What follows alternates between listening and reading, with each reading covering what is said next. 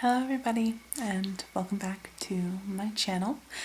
Today I'm going to be doing a little bit more reading. So I hope that you'll sit back and relax and let me read you to sleep perhaps. Also just an FYI, Henry is right here. Like not far at all, and he is purring, so I hope that doesn't bother you too much. We are on chapter 2, which is called A Peck of Owls. What? Harry said blankly. He left, said Mrs. Figg, wringing her hands. Left to see someone about a batch of cauldrons that fell off the back of a broom. I told him I'd flay him alive if he went, and now look, Dementors. It's just lucky I put Mr. Tibbles on that case. But we haven't got time to stand around. Hurry now, we've got to get back. Oh, the trouble this is going to cause. I will kill him. But the revelation that this batty old cat-obsessed neighbor knew what Dementors were was almost as big a shock as Harry as meeting two of them down the alleyway. You're a witch? I'm a squib, as Mundungus full well knows. So how on earth was I supposed to help you fight off Dementors? He left you completely without cover when I warned him. This bloke Mundungus has been following me? Hang on. It was him. He disapparated from in front of my house. Yes, but luckily I stationed Mr. Tibbles under a car just in case, and Mr. Tibbles came and warned me, but by the time I got to your house you'd gone, and now, oh, what's Dumbledore going to say? You, she shrieked at Dudley, still supine on the alley floor. Get your fat bottom off the ground, quick. You know Dumbledore? Said Harry, staring at her. Of course I know Dumbledore. Who doesn't know Dumbledore? But come on, I'll be no help if they come back.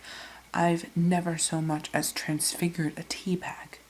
She stood down, seized one of Dudley's massive arms in her wizened hands, and tugged. Get up, you useless lump, get up. But Dudley could either could not get up or would not move. He was still on the ground, trembling and ashen-faced, his mouth shut very tight. I'll do it.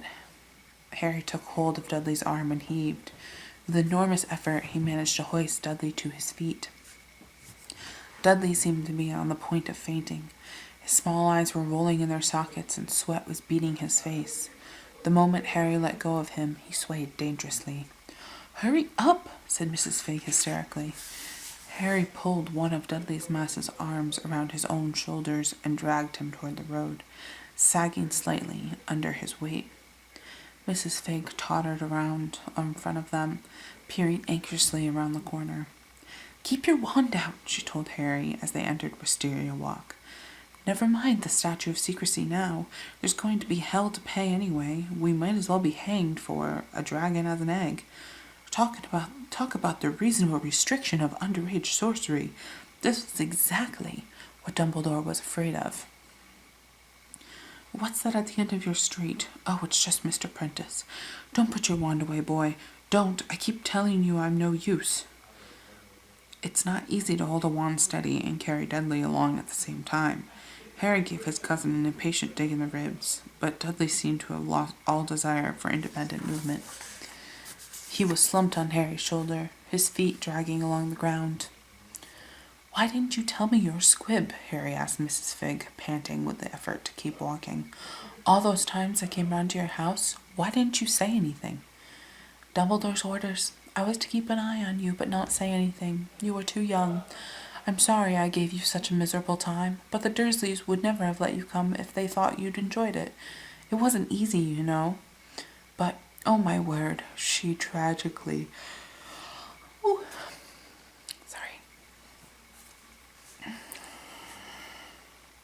she said tragically, wringing her hands once more. When Dumbledore hears about this, how could Mundungus have left? He was supposed to be on duty until midnight. Where is he? How am I going to tell Dumbledore what's happened? I can't apparate.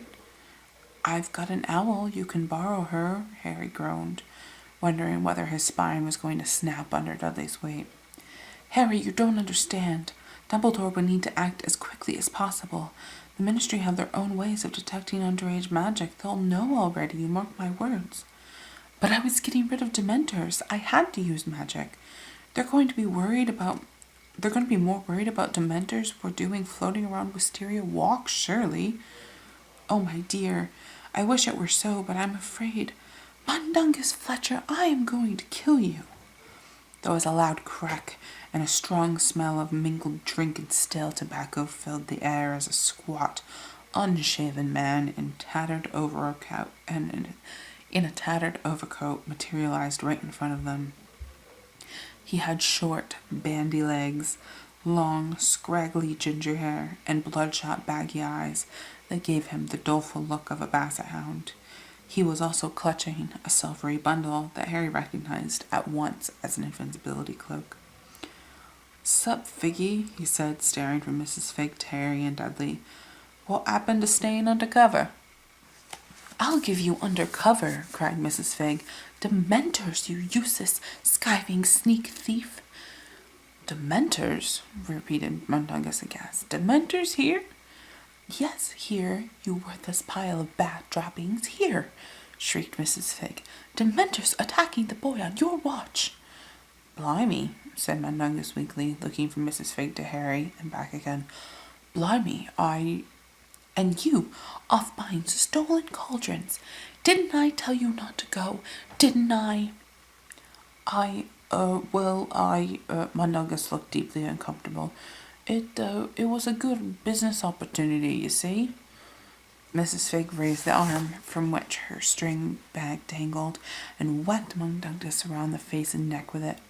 Judging by the clanking noise, it was full of cat food. "Ouch! Get off, you mad old bat! Someone's got to tell Dumbledore." "Yes, they have," yelled Mrs. Fig, still swinging the bag of cat food at every bit of Mundungus she could reach.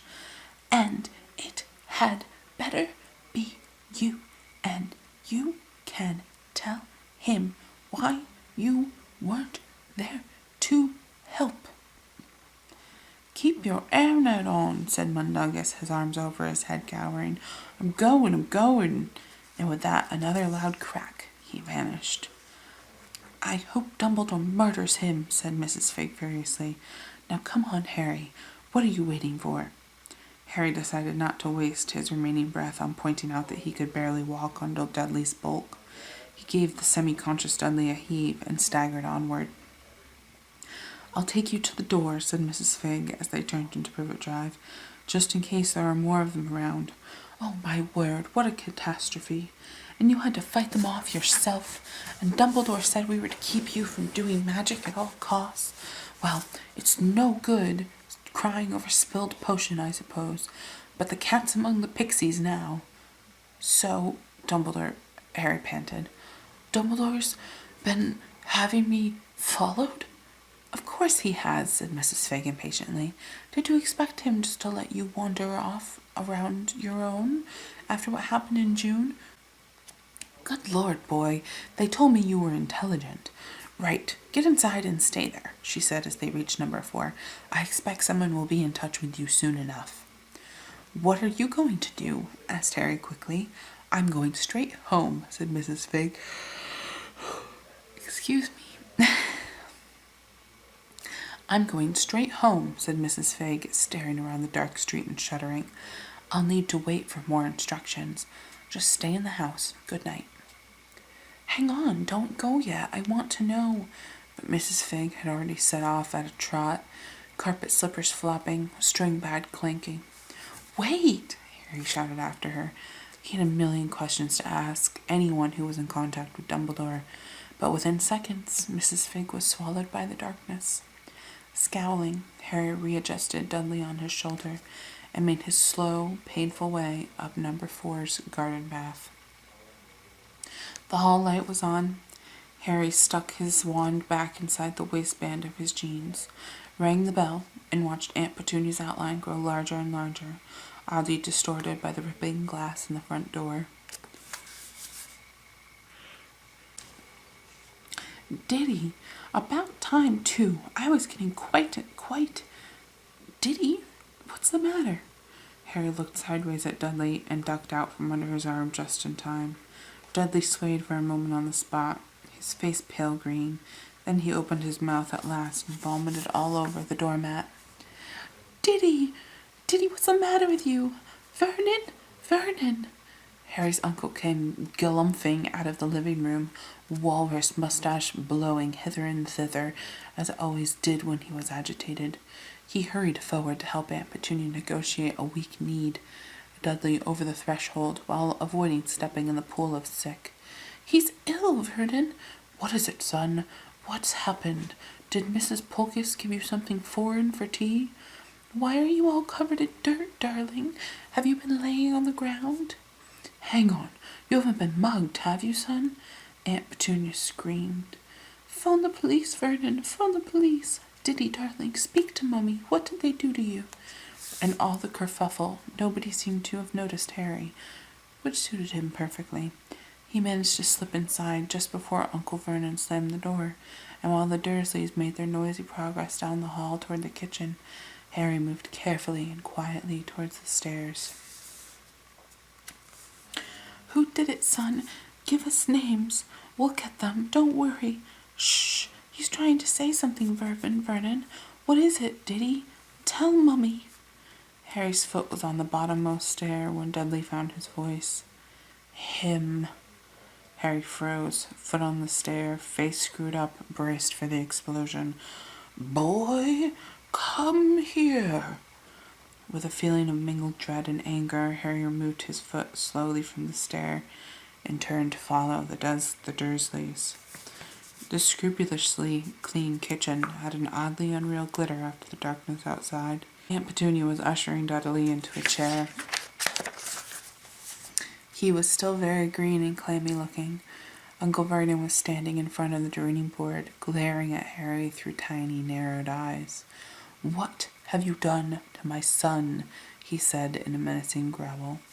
Nothing, said Harry, knowing perfectly well that Uncle Vernon wouldn't believe him. What did he do to you, Diddy? Aunt Petunia said in a quavering voice, now sponging sick from the front of Dudley's jacket. Was it you-know-what, darling? Did he use his thing? Slowly, tremulously, Dudley nodded. I didn't, Harry said sharply. As Aunt Petunia let out a wail, Uncle Vernon raised his fist. I didn't do anything to him. It wasn't me.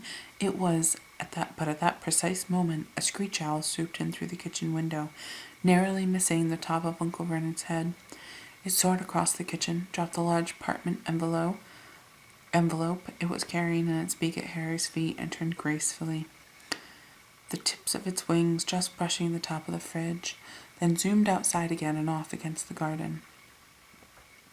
Owls! Bellowed Uncle Vernon, the well-worn vein in his temple pulsing angrily as he slipped the kitchen window shut. Owls again? I will not have any more owls in my house. But Harry was already ripping open the envelope and pulling out the letter, his heart pounding, somewhere in the region of his Adam apple. Dear Mr. Potter, we have received intelligence that you performed the Patronus charm at 9:23 this evening in a Muggle-inhabited area and in the presence of a Muggle. The severity of this breach of the decree for the reasonable restriction of underage sorcery has resulted in your expulsion from Hogwarts School of Witchcraft and Wizardry. Ministry representatives will be calling at your place of residence shortly to destroy your wand.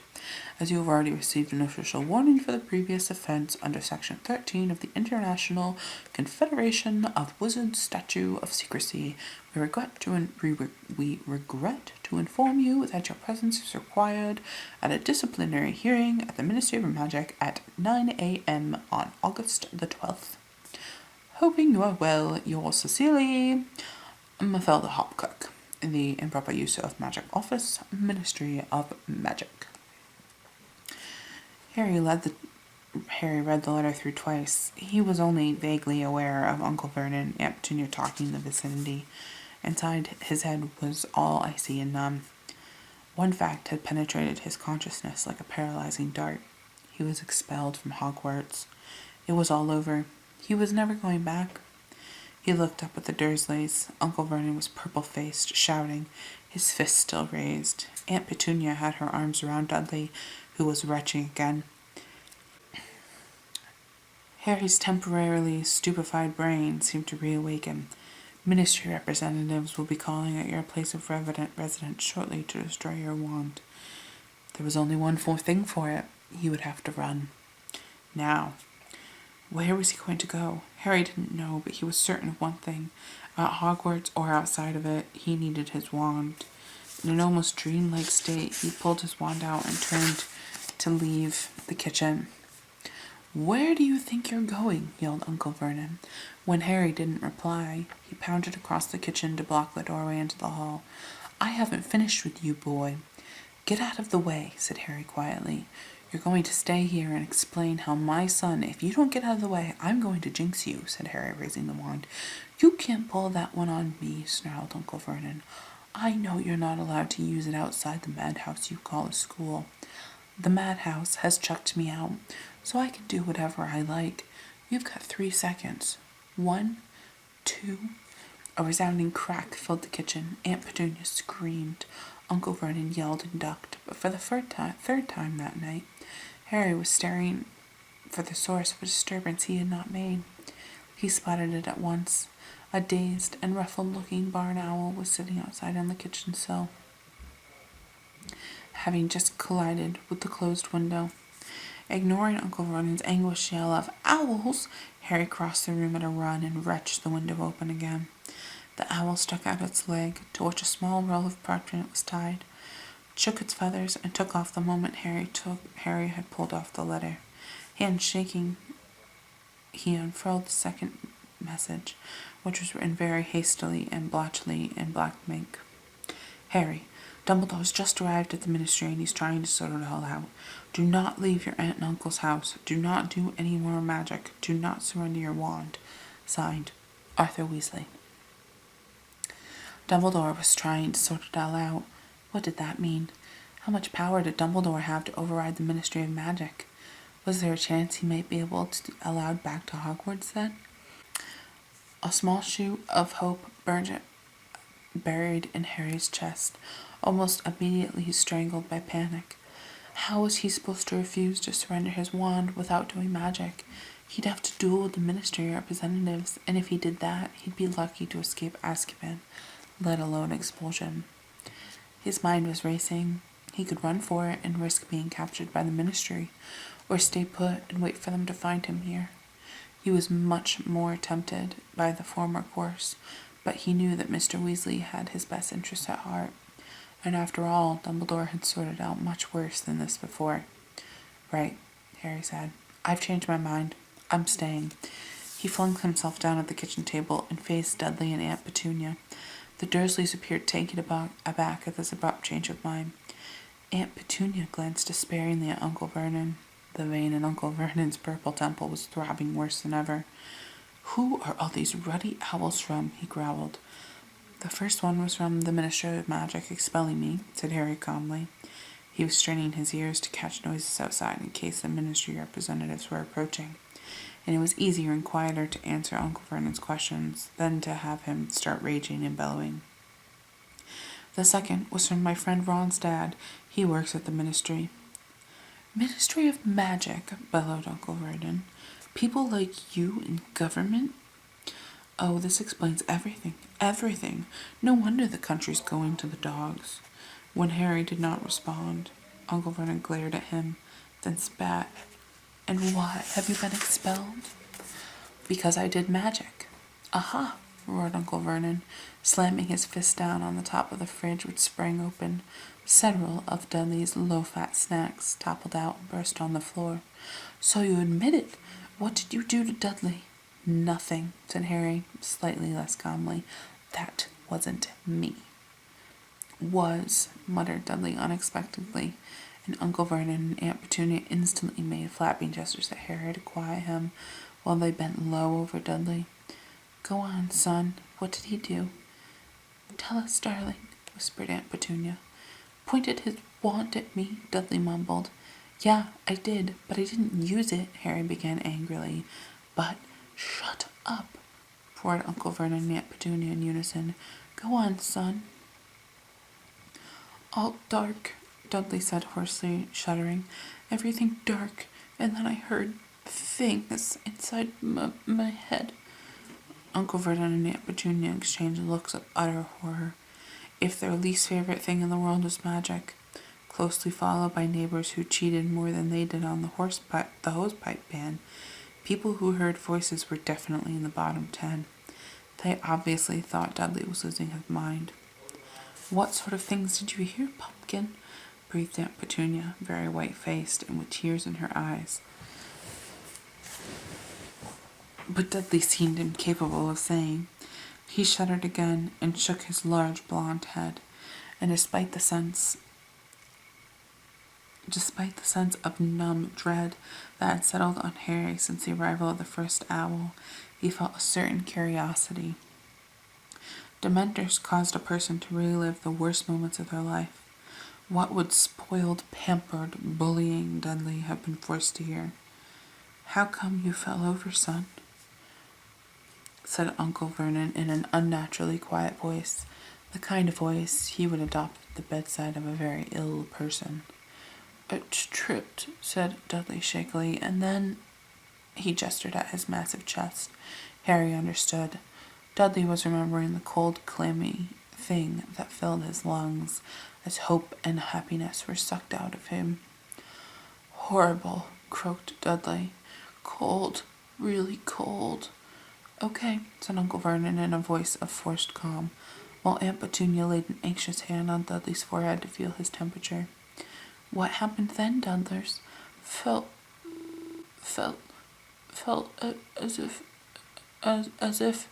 as if you'd never be happy again," Harry supplied dully.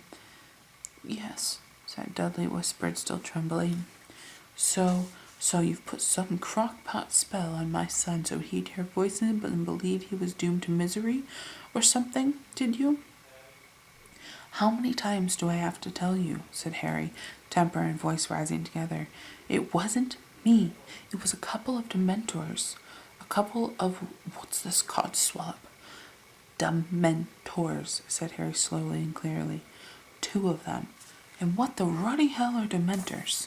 "They guard the wizard prison, Azkaban," said Aunt Petunia. 2 seconds ringing silence followed these words, and then Aunt Petunia clapped her hand over her mouth as though she'd let slip a disgusting swear word. Uncle Vernon was goggling at her. Harry's brain reeled. Mrs. Figg was one thing, but Aunt Petunia? "How'd you know that?" he asked, astonished. Aunt Petunia looked quite appalled with herself. She glanced at Uncle Vernon in fearful apology, then lowered her hand slightly to reveal her horsey teeth. "I heard that awful boy telling her about them years ago," she said jerkily. "If you mean my mom and dad, why don't you use their names?" said Harry loudly, but Aunt Petunia ignored him. She seemed horribly flustered. Harry was stunned, except for one outburst years ago, in the course of which Aunt Petunia had screamed that Harry's mother had been a freak. He had never heard her mention her sister. He was astounded that she had remembered this scrap of information about the magical world for so long, when she usually put all her energies into pretending it didn't exist. Uncle Vernon opened his mouth, closed it again, opened it once more, shut it, then, apparently struggling to remember how to talk, opened it for a 3rd time and croaked, So they actually exist? Do they're Dementi wizards?" Aunt Petunia nodded. Uncle Vernon looked from Aunt Petunia to Dudley to Harry, as if hoping somebody was going to shout, "April Fool!" When nobody did, he opened his mouth yet again, but was spared the struggle to find more words by the arrival of the 3rd owl of the evening, which zoomed through the still open window like a feathery cannonball and landed with a clatter on the kitchen table, causing all 3 of the Dursleys to jump with fright. Harry tore a second official-looking envelope from the owl's beak and ripped it open as the owl swooped back into the night. "Enough effing owls," muttered Uncle Vernon distractedly. "Dear Mr. Potter, further to our letter of approximately 22 minutes ago, the Ministry of Magic has revised its decision to destroy your wand forthwith. You may retain your wand until your disciplinary hearing on August the 12th, at which time an official decision will be taken. Following discussions with the headmaster of Hogwarts School of Witchcraft and Wizardry, the Ministry has agreed that the question of your expulsion will also be decided at that time. You should therefore consider yourself suspended from school pending further inquiries. With best wishes, yours sincerely, Mafalda Hopkirk, Improper Use of Magic Office, the Ministry of Magic." Harry read this letter through 3 times in quick succession. The miserable knot in his chest loosened slightly at the thought that he was not definitely expelled, though his fears were by no means banished. Everything seemed to hang on this hearing on the 12th of August. "Well," said Uncle Vernon, recalling Harry to his surroundings, "what now? Have they sentenced you to anything?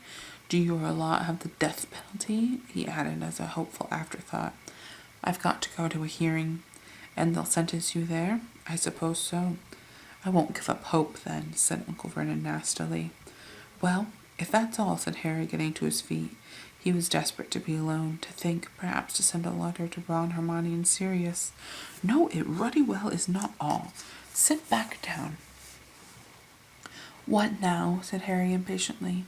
"Dudley," roared Uncle Vernon, "I want to know exactly what happened to my son." "Fine," yelled Harry, and in his temper, red and gold sparks shot out of the end of his wand, still clutched in his hand. All 3 Dursleys flinched, looking terrified. "Dudley and I were in the alleyway between Magnolia Crescent and Wisteria Walk," said Harry, speaking fast, fighting to control his temper. "Dudley thought he'd be smart with me. I pulled out my wand, but didn't use it. Then 2 Dementors turned up." "But what are Dementoids?" asked Uncle Vernon furiously. "What do they do?" "I told you, they suck all the happiness out of you," said Harry, "and if they get the chance, they kiss you." "Kiss you?" said Uncle Vernon, his eyes popping slightly. "Kiss you? Is that what they call it when they suck? Is what they call it when they suck the soul out of your mouth?" Aunt Petunia uttered a soft scream. "His soul? They didn't take. He's still got his." She seized Dudley by the shoulders and shook him, as though testing to see whether she could hear his soul rattling around inside him. "Of course they didn't get his soul. You'd know if they had," said Harry, exasperated. "Fought him off, did you, son?" said Uncle Vernon loudly, with the appearance of a man struggling to bring the conversation back onto a plane he understood. "Gave him the old 1-2, did you?" "You can't give a Dementor the old 1-2, said Harry through clenched teeth. "Why's he all right, then?" blustered Uncle Vernon. "Why isn't he all empty, then?" "Because I used the Patronus." Whoosh! With a clattering, a whirring of wings, and a soft fall of dust, a 4th owl came shooting out of the kitchen fireplace. "For God's sake!" roared Uncle Vernon, pulling great clumps of hair out of his mustache, something he hadn't been driven to in a long time. "I will not have owls here. I will not tolerate this, I tell you." But Harry was already pulling a roll of parchment from the owl's leg. He was so convinced that this letter was from Dumbledore, explaining everything, the Dementors, Mrs. Figg, what the Ministry was up to, how he, Dumbledore, intended to sort everything out, that for the first time in his life he was disappointed to see Sirius's handwriting. Ignoring Uncle Vernon's ongoing rant about owls and narrowing his eyes against a second cloud of dust, as the most recent owl took off back up the chimney.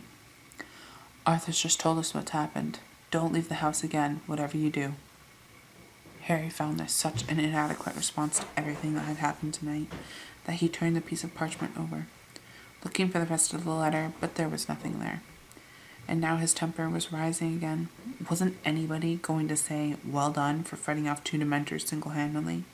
Both Mr. Weasley and Sirius were acting as though he'd misbehaved, and were saving their tailings off until they could be certain how much damage had been done.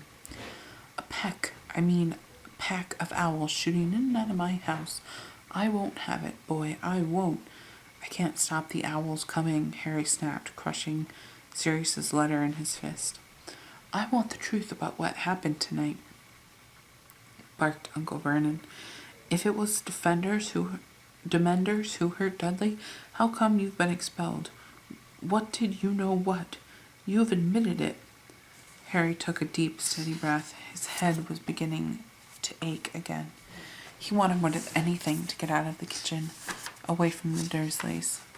I did the Patronus charm to get rid of the Dementors, he said, forcing himself to remain calm. It's the only thing that works against them. But what were the Dementoids doing, little winging? Said Uncle Vernon in tones of outrage. Couldn't you tell? Said Harry couldn't tell you, said Harry wearily. No idea. His head was pounding in the glare of the strip lighting now. His anger was ebbing away. He felt drained, exhausted. The Dursleys were all staring at him. It's you, said Uncle Vernon forcefully. It's got something to do with you, boy. I know it. Why else would they turn up here? Why else would they be down that alleyway? You've got to be the only, evidently he couldn't bring himself to say the word wizard, the only you-know-what for miles. I don't know why they were here, but at these words of Uncle Vernon's, Harry's exhausted brain ground back into action. Why had the Dementors come to Little Winging? How could it be coincidence that they had arrived in the alleyway where Harry was? Had they been sent? Had the Ministry of Magic lost control of the Dementors? Had they deserted Azkaban and joined Voldemort, as Dumbledore had predicted they would? These Demembers guard some weirdo's prison, said Uncle Vernon, lumbering in the wake of Harry's train of thought. Yes, said Harry. If only his head would stop hurting. If only he could just leave the kitchen and get to his dark bedroom and think. Oh, so they're coming to arrest you, said Uncle Vernon, with the triumphant air of a man reaching an unassailable conclusion. That's it, isn't it, boy? You're on the run from the law. Of course I'm not, said Harry, shaking his head as though to scare off a fly, his mind racing now. Then why? He must have sent them, said Harry quietly, more to himself than Uncle Vernon. What's that? Who must have sent them? Lord Voldemort, said Harry. He registered dimly how strange it was that the Dursleys, who flinched, winced, and squawked when they heard words like wizard, magic, or wand, could hear the name of the most evil wizard of all time without the slightest terror. Hang on. I've heard that name. That was the one who murdered my parents. Yes, Harry said dully. But he's gone, said Uncle Vernon impatiently, without the slightest sign that the murder of Harry's parents might be a painful topic to anyone. That giant bloke said so. He's gone. He's back, said Harry heavily. It felt strange to be standing here in Aunt Petunia's surgically clean kitchen, beside the top of the range fridge and the wide-screen television, and talking calmly of Lord Voldemort to Uncle Vernon. The arrival of the Dementors in Little Winging seemed to have caused a breach in the great, indivisible wall that divided the relentlessly non-magical world of Privet Drive and the world beyond. Harry's two lives had somehow become fused, and everything had been turned upside down. The Dursleys were asking for details about the magical world, and Mrs. Figg knew Albus Dumbledore. Dementors were soaring around Little Winging, and he might never go back to Hogwarts. Harry's head thrummed more painfully. Back, whispered Aunt Petunia. She was looking at Harry as if she'd never looked at him before, and all of a sudden, for the first time in his life, Harry fully appreciated that Aunt Petunia was his mother's sister. He could not have said why this hit him so very powerfully at this moment. All he knew was that he was not the only person in the room who had an inkling of what Lord Voldemort being back might mean. Aunt Petunia had never in her life looked at him like that before. Her large, pale eyes, so unlike her sister's, were not narrowed in dislike or anger. They were wide and fearful. The furious pretense that Aunt Petunia had managed all Harry's life, that there was no magic, and no world other than the world she inhabited with Uncle Vernon seemed to have fallen away. Yes, Harry said, talking directly to Aunt Petunia now. He came back a month ago. I saw him. Her hands found Dudley's massive leather-clad shoulders and clutched them. Hang on, said Uncle Vernon, looking from his wife to Harry and back again. Hang on. This Lord Voldy thing's back, you say? Yes. The one who murdered your parents? Yes. And now he's sending dismembers after you? Looks like it. I see, said Uncle Vernon, looking from his white-faced wife to Harry and hitching up his trousers. He seemed to be swelling, his great purple face stretching before Harry's eyes. Well, that settles it. You can get out of this house, boy. What? You heard me. Out, Uncle Vernon bellowed, and even Aunt Petunia and Dudley jumped. Out! Out! I should have done it years ago. Owls treating the place like a rest home, puddings exploding, half the lounge destroyed, Dudley's tail, Marge bobbing around on the ceiling, and that flying Anglia. Out! Out! You've had it. You're history. You're not staying here if some loony's after you. You're not endangering my wife and son. You're not bringing trouble down on us. If you're going the same way as your useless parents, I've had it. Get out. Harry stood rooted to the spot. The letters from the ministry, Mr. Weasley and Sirius, were crushed in his left hand. Don't leave the house again, whatever you do. Do not leave your aunt and uncle's house. You heard me, said Uncle Vernon, bending forward now, so that his massive purple face came closer to Harry's, so that Harry actually felt flecks of spit hit his face. Get going. You were all keen to leave half an hour ago. I'm right behind you. Get out and never darken our doorstep again. Why we kept you in the first place, I don't know. Marge was right. It should have been the orphanage. We were too damn soft for our own good. Thought we could squash it out of you. Thought we could turn you normal. But you've been rotten from the beginning, and I've had enough owls. The fifth owl zoomed down the chimney so fast it actually hit the floor before zooming into the air again with a loud screech. Harry raised his hand to seize the letter, which was in a scarlet envelope, but it soared straight over his head, flying directly at Aunt Petunia, who let out a scream and ducked her arms over her face. The owl dropped the red letter on her head, turned, and flew straight up the chimney again. Harry darted forward to pick up the letter, but Aunt Petunia beat him to it. You can open it if you like, but I'll hear what it says anyway. That's a howler. Let go of it, Petunia, roared Uncle Vernon. Don't touch it. It could be dangerous. It's addressed to me, said Aunt Petunia in a shaky voice. It's addressed to me, Vernon. Look. Mrs. Petunia Durley, the kitchen, number 4 Privet Drive. She caught her breath, horrified. The red envelope had begun to smoke. Open it, Harry urged. Get it over with. It'll happen anyway. No. Aunt Petunia's hand was trembling. She looked wildly around the kitchen, as though looking for an escape route, but too late. The envelope burst into flames. Aunt Petunia screamed and dropped it. An awful voice filled the kitchen, echoing in the confined space, ensuing from the burning letter on the table. Remember my last, Petunia. Aunt Petunia looked as though she might faint. She sank into the chair beside Dudley, her face in her hands. The remains of the envelope smoldered into ash in the silence. What is this? Said Uncle Vernon hoarsely. What? I don't. Petunia? Aunt Petunia said nothing. Dudley was staring stupidly at his mother, his mouth hanging open. The silence spiraled horribly. Harry was watching his aunt, utterly bewildered, his head throbbing fit to burst.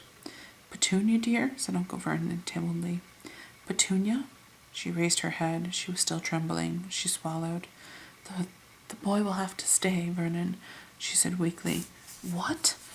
He stays, she said. She was not looking at Harry. She got to her feet again. But Petunia, if we throw him out, the neighbors will talk, she said.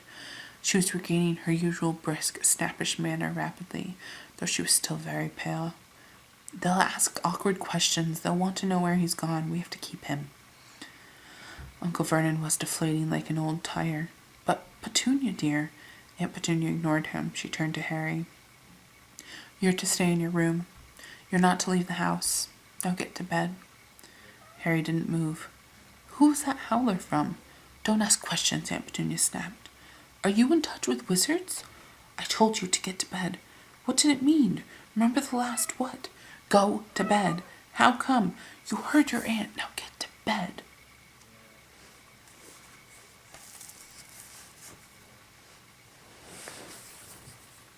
It's quite the cliffhanger. Wonder what's going to happen. I mean, I know, but thank you for coming and reading with me. My throat's a little hoarse, so hopefully that didn't bother you too much. But I will see you all soon. If you haven't subscribed yet, then hit the subscribe button and hit the little bell. It's very much appreciated. I make videos 2, sometimes 3 times a week. And I've got some new studio items coming soon. So with that being said, have a good night.